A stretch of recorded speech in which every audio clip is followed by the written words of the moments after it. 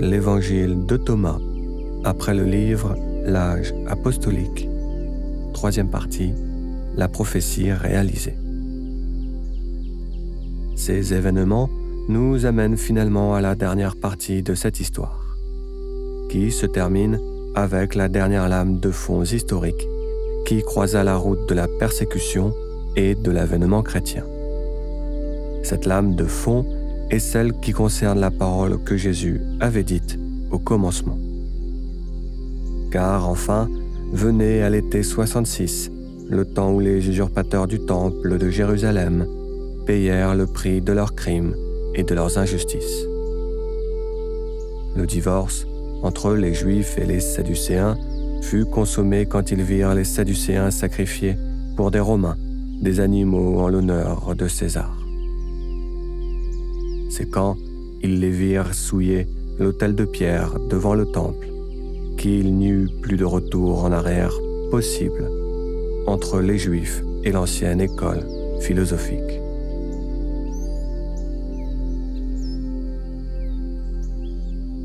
Ceux qui mirent fin aux exactions des Sadducéens furent les sicaires qui bénéficièrent du soutien populaire des Juifs et des judéo-chrétiens.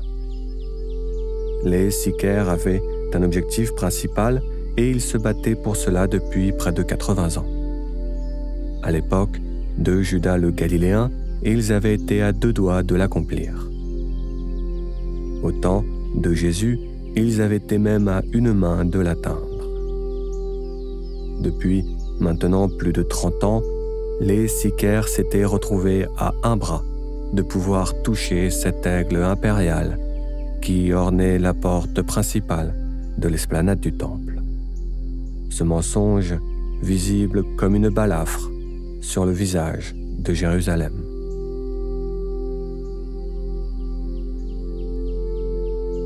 C'est Menahem, le 3e fils de Judas le Galiléen, qui, guettant les opportunités, attendit la situation opportune. 4 ans après le sacrilège de Jacques le Juste, durant la fin du règne de Néron, Menahem lança la révolte. Il se saisit par la force de la forteresse de Massada, tenue par les Romains. Il récupère ainsi les armes et le chef de l'insurrection fonce avec ses troupes vers Jérusalem.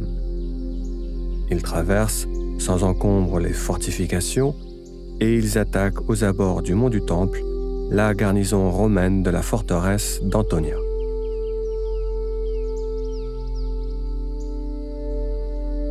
Après ces 2 victoires, Menahem enlève définitivement l'aigle d'or de la porte principale de l'esplanade du Temple.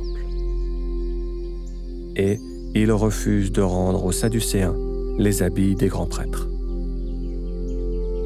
En faisant cela, il empêche les Sadducéens d'officier à leurs ignominies. Voyant cela, les Hiérosolymitains acclament le sicaire comme un roi, et durant son intronisation à la ville de la paix, il se présente comme le consolateur, c'est-à-dire en hébreu, Menahem.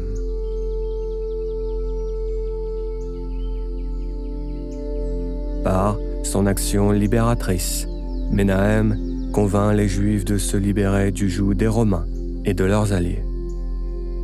Par sa demande de pardon rédempteur, Menahem est accueilli par les judéo-chrétiens à retrouver le ministère des sicaires au sein de la sainte et grande alliance éternelle.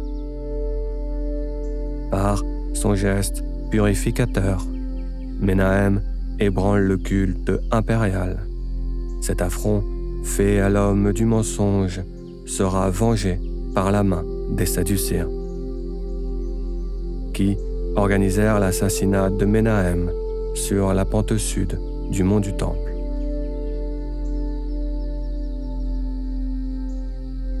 Les croyants pleurèrent une nouvelle fois sur l'injustice qui morfond les martyrs.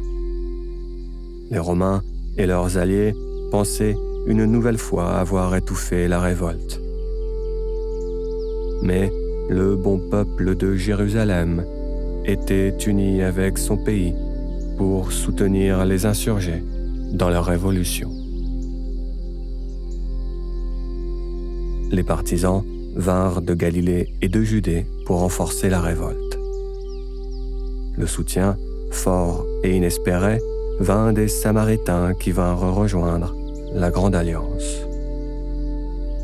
De puissants alliés vinrent des royaumes arabes et de l'ancien empire partho-arménien pour aider le bon peuple de Jérusalem à se défendre.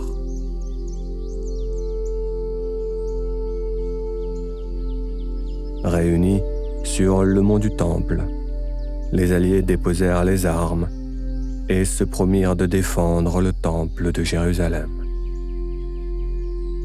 Pendant près de 4 ans, les croyants purent enfin se réapproprier le Temple.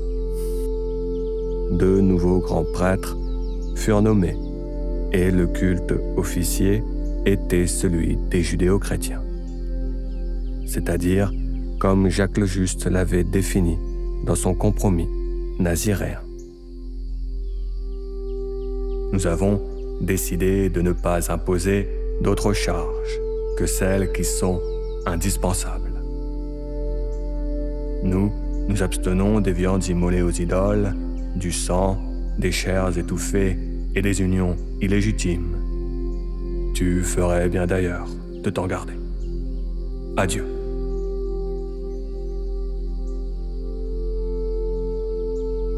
La prise de Jérusalem et les combats qu'il eut dans le pays durant la première guerre des Juifs contre les Romains est racontés en longueur par Flavius Joseph dans son livre « La guerre des Juifs ». Flavius Joseph était d'ailleurs présent durant tout le long des événements. Durant ces événements, il se comporte comme un agent double et son rôle dans la guerre est trouble. Sur la fin de la guerre des Juifs, il rejoint les Romains qu'il avait précédemment trahis et pour flatter le nouvel homme fort de l'Empire romain, il le convainc d'écrire à sa gloire un livre sur la campagne militaire du futur empereur, c'est-à-dire dans le style de la guerre des Gaules.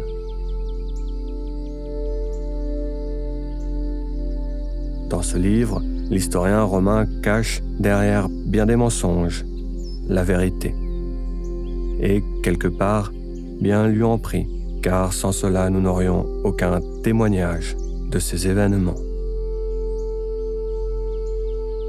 Les Romains se décideront finalement à attaquer la ville de la paix après l'inhumation de Néron dans l'auguste mausolée de l'homme du mensonge.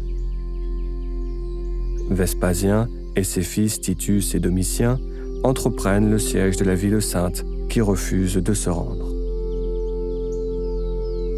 Les Juifs, accompagnés des Judéo-chrétiens, des Samaritains, des Arabes et des Arméniens, se tiennent debout et unis face à l'oppresseur. Ils parlent entre eux d'aller jusqu'au bout, de mourir pour défendre le royaume. Ils sont convaincus dans leur combat. Ils ne bougeront pas. Ils se tiendront dignes face aux menteurs et solides devant la mort.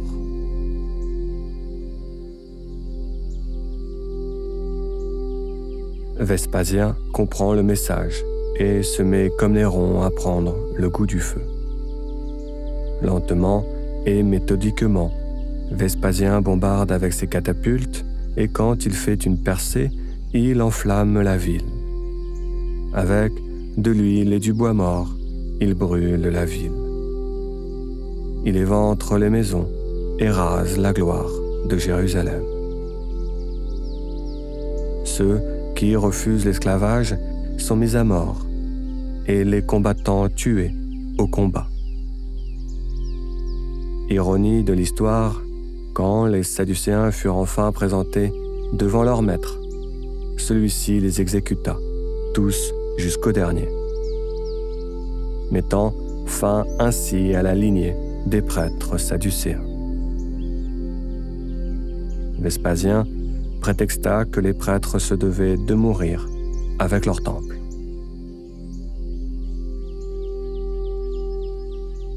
La nouvelle de la chute de Jérusalem fut accueillie par les adorateurs du culte impérial comme une grande victoire.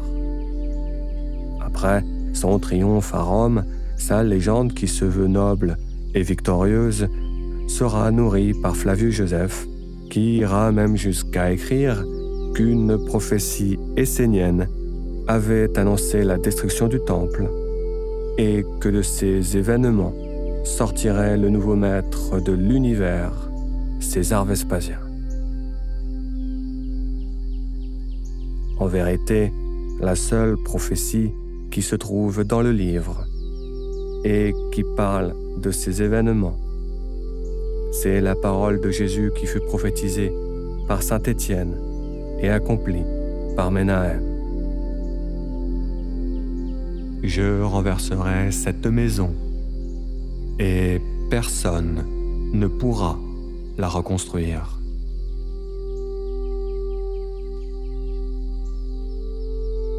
Ô Maître Jésus, je n'ai pas honte de le dire, de cette époque, tu es le seul qui mérite encore aujourd'hui d'être appelé par 2 milliards d'êtres humains, fils de Dieu. Tes cendres ne reposent pas dans un auguste mausolée, mais ton âme vit dans le cœur des églises chrétiennes. À travers les âges, nous avons entendu ton message. Nous venons aujourd'hui déposer les armes et frapper aux portes du royaume. Pour que la paix règne sur terre, nous sommes le peuple du livre, Ahl Al-Kitab.